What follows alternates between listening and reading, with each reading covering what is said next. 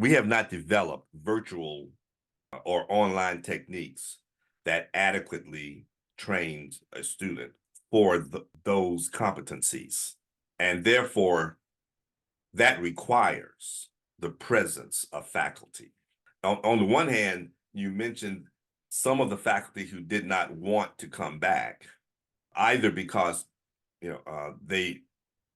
we showed that we could effectively transmit some of that information. But I remember having to write our faculty when we decided to reopen the college after the pandemic to remind them that though we may have been effective, it wasn't optimal.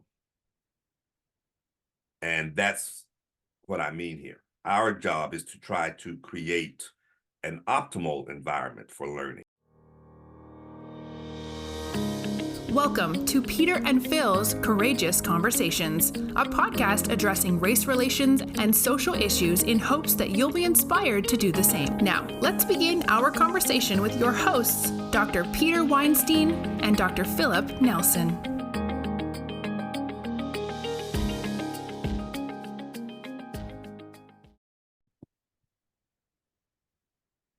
Welcome. Happy New Year. A whole new year is in front of us and an old year is behind us.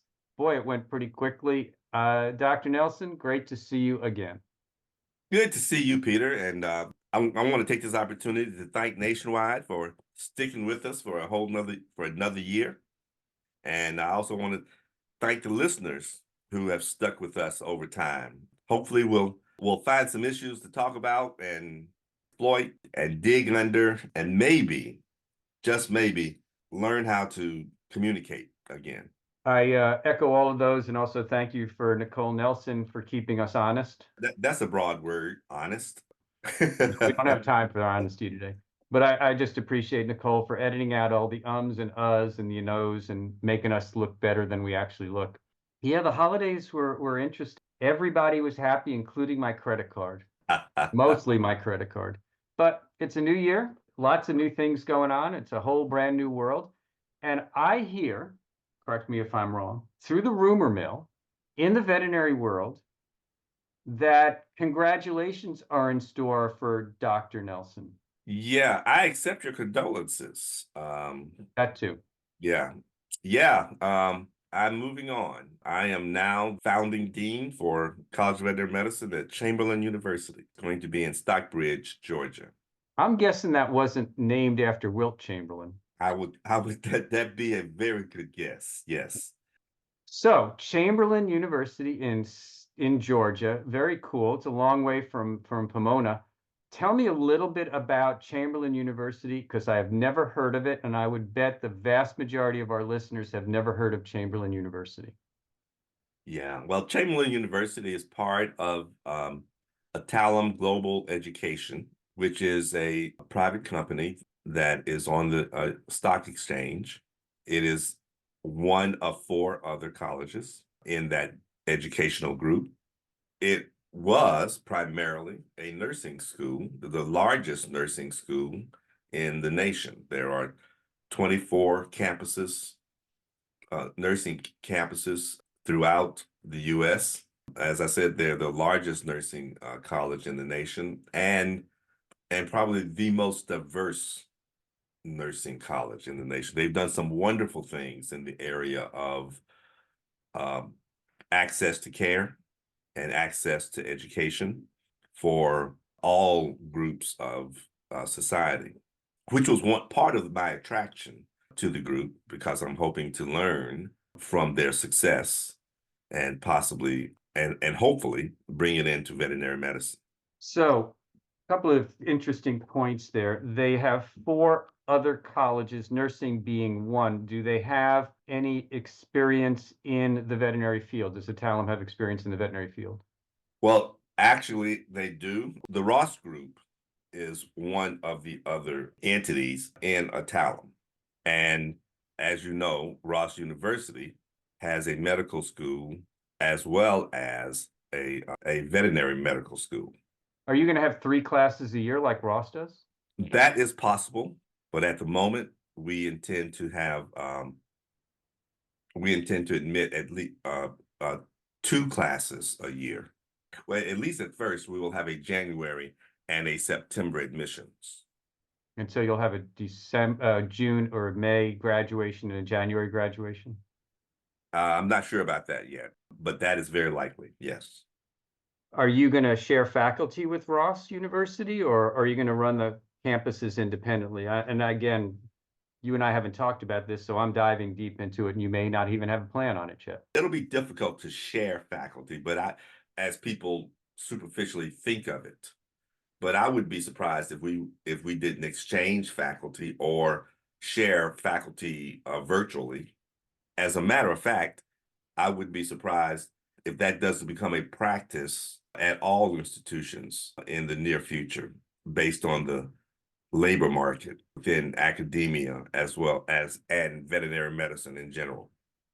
That's a good segue into another question regarding that, because the Chamberlain is not the only curriculum under discussion for launching in the near future. And from what I gather, there's somewhat like 400 positions available for the current veterinary schools. So this concept of sharing faculty and possibly best practices or best faculty is an interesting one. Do you have any thoughts on elaborating on how this sharing of faculty might look? Well, this discussion actually goes back to the 1990s when Pew had an educational summit, and one of the outcomes of that summit was that academia was going to have to first accept that every institution can't provide all things to all people, and that secondly, and that it was better that each institution develop its regional area of expertise, and that we create collaborative exchanges or collaborative efforts between the institutions in order to deliver the quality product for national needs. There were no detailed recommendations other than we need to cooperate. And this is an opportunity for at least the newer schools, who have a lot more flexibility than the established schools, to actually start learning how to get along with each other and to maybe create some new modalities and new models for faculty to share their skills with multiple institutions. And so that is a part of a discussion among the founding deans of the newer schools. So if I'm hearing you correctly as well, the Pew Study from 30 plus years ago did a lot of sitting on shelves, but not a lot of, was there much that came out of the Pew Study from 30 years ago that was integrated into the curriculum of the veterinary schools that have existed since 1990s? I would say yes. I don't think everything was incorporated or implemented. Mm-hmm. And it also shows you how much time that takes. As a result of that summit and the Pew Study, there was intense activity in trying to achieve some of those goals that were suggested. But one of the things that we learned was that it was difficult to collaborate between Washington and Florida. We realized the hard way that there were geographic limits to our ability to effectively collaborate. Now, part of that was because of technology limits, and technology has changed since 1990 as well. That gives us a little more latitude and a little more scope, even geographically, to be able to collaborate much more effectively.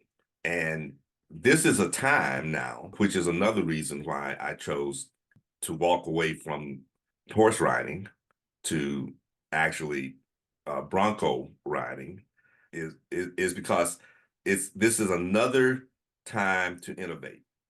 I do remember that when I applied for the dean's position at Western, I used the Pew Study to explain, to validate the things that we were trying to do at Western. And Western was the first college to open in 20 years. at that time. And so some of the things that we implemented at Western were things that had never been implemented before that came out of the Pew Study.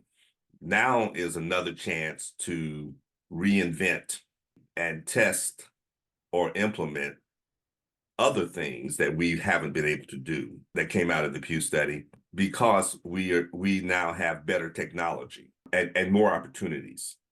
I've had some discussions with some of my fellow founding deans about just how to do that.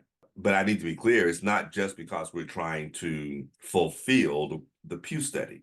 These are just clear opportunities in light of the labor environment that we are in. You know, as you sit here talking about technology, before we went on the air today, you were talking about your frustration with technology from last night. So the fact that we're actually recording a podcast today is pretty remarkable, considering your computer was somewhere in limbo in last night. So yes, talk about technology all you want, but we're still a little bit Luddite from that standpoint. well, you know, the thing is that even those difficulties were not possible 30 years ago. Absolutely. Yeah, we had other difficulties then. We didn't have enough chisels to chisel into the tablets from that The standpoint. rocks were too hard. Yeah, the rocks were too hard. So you've gone from tame cats to feral cats. Although, you know, I'm not suggesting that Western was tame cats. It had its own share of feral cats, and that's a whole different discussion. Now, you at Western, as the dean, you were overseeing a academic program based upon PBL and a distributive model. How much do you envision Chamberlain following the PBL and distributive model when it comes to the delivery of education?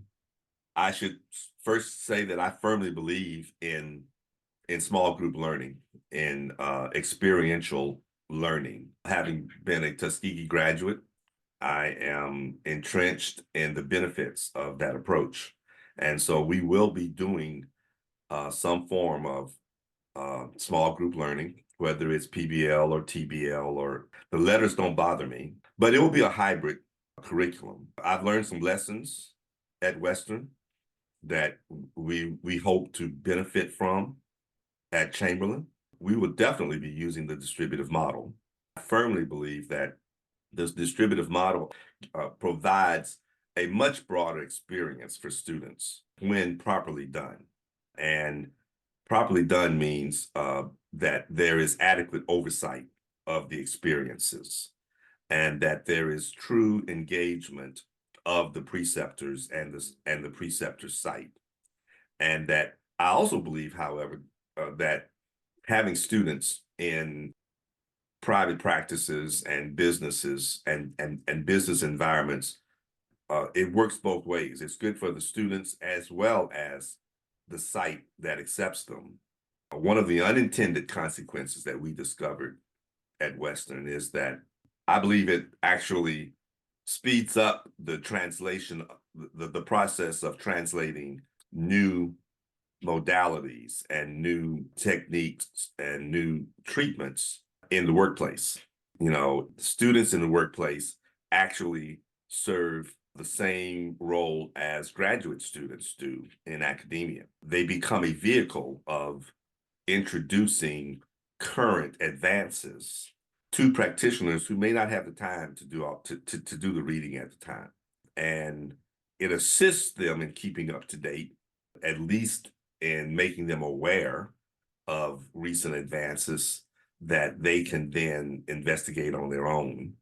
And in that way, it reduces the time of development, the time of transition in real time. You're not waiting to go to a CE before you hear about a new technique or a new drug or whatever. You're not waiting for a pharmaceutical agent to walk into your clinic to tell you about a new drug. There's somebody who's actually reading the primary literature because they're preparing for their own degree, and you get the benefit of that. The student benefits because they get to see common everyday diseases in different sites, in different geographies, and they get a chance to experience those cases before they graduate. And that, I believe, is key to making them career ready on day one.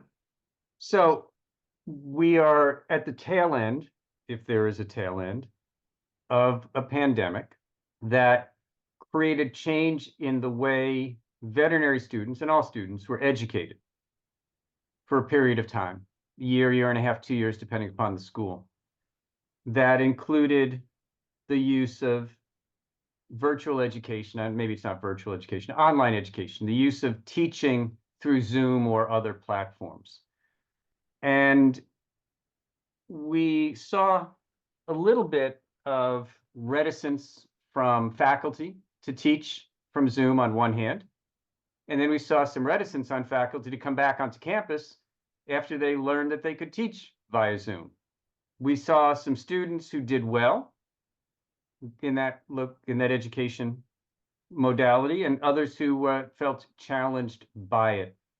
Do you envision, you've mentioned technology multiple times, do you envision the ability to provide some basic education through the use of technological platforms, as was done during the pandemic, as a go forward process in the education model?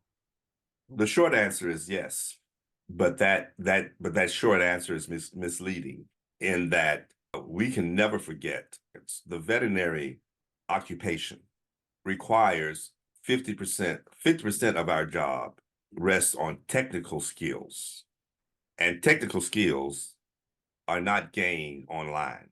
And 10 to 20% of our job is blending those technical skills with conceptual knowledge. Knowing how to manipulate tissues or an animal is one thing. Knowing why the manipulation is necessary is another.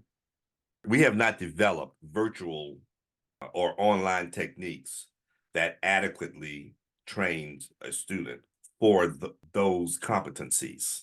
And therefore, that requires the presence of faculty. On the one hand, you mentioned some of the faculty who did not want to come back, either because we showed that we could effectively transmit some of that information. But I remember having to write our faculty when we decided to reopen the college after the pandemic, to remind them that though we may have been effective, it wasn't optimal. And that's what I mean here. Our job is to try to create an optimal environment for learning. So the hybrid opportunity is there, is essentially what you're saying. We could do Yes. a combination of hands-on and butts on seats from that standpoint. The technical skills, we haven't gotten to the point where we can use virtual reality to teach how to put a catheter in. Right. But and even then, you still need to feel what warm skin feels like. Correct. So, again, and eventually, even with virtual medical visits that's occurring in human and veterinary medicine, at some point, you must touch the patient if the patient doesn't get better. As long as the human patient doesn't try to bite you. So you mentioned Adtalem is one of the more proficient and efficient nursing programs nationally. Human nursing programs. Yes? Yes. I mentioned that it was the largest nursing program. The largest. Yes. So one of the things that I would like to know is, do you anticipate potentially creating a credential technician school to run in parallel with the veterinary school at Adtalem as well, at Chamberlain as well? One thing at a time, Peter. Come on, you've been juggling balls for 16 years in Pomona. Prior to that, at Mississippi State, NC State, Tuskegee. I think I've got them all covered. Yeah, it is possible. It really is possible. I think it's needed, but right now, I believe it's beyond our capacity to consider while we're developing the veterinary school. Our focus right now is on the quality of the veterinary program. And once that has been established, once we are comfortable that we've done that, then we'll look at that opportunity. All right, well, a couple more questions and then we'll wrap it up for today and give people plenty of things to digest after our conversation. Either we'll give them an upset stomach or they'll have a good digestive tract. When do you anticipate graduating the first class? We're expecting to admit the first class in January of 2026. All right, so if you And- go through a four-year curriculum. It's a 3-year curriculum. Oh, the University of Arizona model? It'll be closer to the Ross University model. Okay. Oh, so the fourth year, would you be sending them out for the fourth year to, well, We will be using the distributive model. Okay. But it will not be, our fourth year will not be exactly the same as Ross's. I mean, the Arizona model, if I'm not incorrect, has the students going continuously through their summers as well. Correct. And so you anticipate that as well? Yes. The difference, I think, is we have a 9-semester curriculum. Okay. Is that 9 semesters? 3 semesters a year. Got it. Thank you. You may not know this, but I have to ask. Any idea of where the tuition will fall amongst the tuitions that are currently out there for the private schools? I do know that. I'm not prepared to give an answer yet because it's not set. Mm-hmm. But I will tell you that with a 9-semester curriculum, we expect the student to save 1 year of tuition. Okay. So that will put us somewhere in the middle. So you talked about reinventing education, and we've talked about a variety of different things that have kind of come to the fore. Do you have any that you can share? Because I know if you tell me some of these things, you might have to kill me. But is there any other brainstorms that you've had that you can share that would make Adtalem stand out in a reinvented veterinary curriculum? My reticence about sharing these brainstorms is that I don't have a faculty yet, and I haven't shared these brainstorms with the faculty. And I want to make sure that the faculty that we hire understand that they will be developing the curriculum and that they will be developing the program, and that we intend to enter into an iterative process where we blend our brainstorms to come up with the most innovative program we can. Interview me in a year, and I'll give you an update on what we've been doing. Let's leave it at this. We have an opportunity now to incorporate the advances of technology and learning in novel ways. And we would be remiss if we at least didn't take that opportunity to look at competency-based assessments and technological advances that will affect our delivery, as well as affect the efficiency of use of our skilled faculty, and advances in learning that will allow us to broaden educational access to groups heretofore that have been denied. So a year from now, I'll come back to this. I expect your hair will be even grayer by then. Yes. Just from the stress. If you need some insights on how to teach a business and finance class, I've got a variety of colleagues who'll be more than happy to share that insight with you. Final question. Chamberlain University, part of the Adtalem family, on the stock exchange. Big question, Phil. Final question. How much should I invest? All of it. I will invest all of what I'm making at Western. All right. Hey, thank you. I thought this was a good way to start the new year in terms of sharing some exciting news from your standpoint. Obviously, we will tap into more and more of this, and where it fits in some of the global issues in terms of access to care, cost of care, barriers to care, and the different things that are impacting the veterinary field, as well as I look forward to, well, let's just say 2024 is an election year. I'm not sure what we're electing, but we will be having a lot of discussion on that as well. And some of it may never air I because know. we will have some hot discussions coming up. Thank you, Phil, for letting me interview you for this discussion. Thank you to Nationwide. And I thank you to also to Nicole and to our listeners. And I hope you got a better insight of what the future of veterinary education may look like. So thanks, Phil.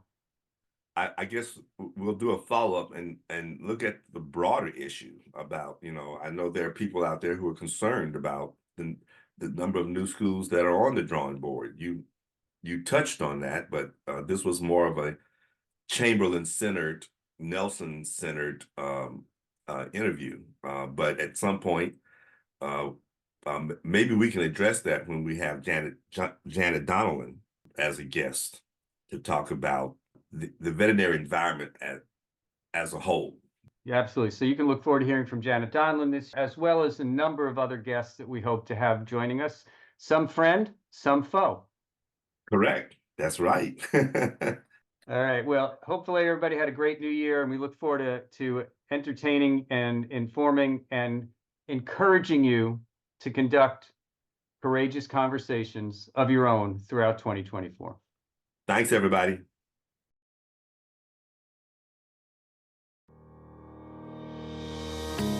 Thank you for joining us for another courageous conversation. Be sure to follow us and check back next week for more.